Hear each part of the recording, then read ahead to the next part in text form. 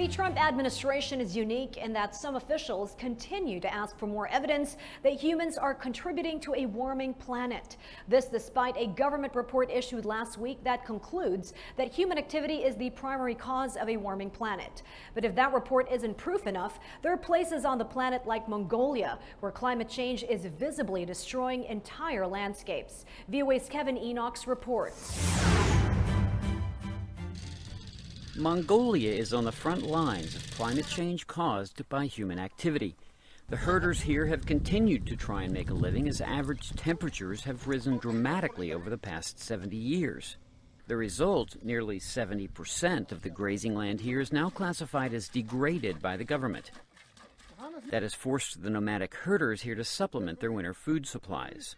We don't need much hay for animals on normal pastures, but for my animals that can't graze on these pastures now, we need to buy around 4 trucks, about 3,000 packets of hay to get through winter, and it's expensive. As these nomadic herders have watched their world change, government officials have monitored and recorded the changes. During the last 75 years, the average temperature over the territory of Mongolia increased by 2.24 centigrades, while the precipitation decreased by 7.3%. In 2015, that meant the nation lost more than half of its annual crop production. Without enough food for their livestock, thousands of people were forced to abandon their traditional way of life and move into the cities.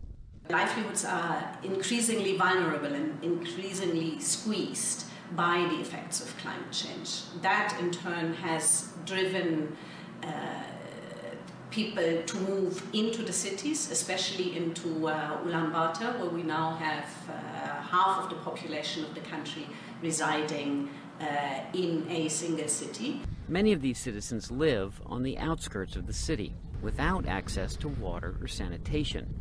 This has created a humanitarian crisis.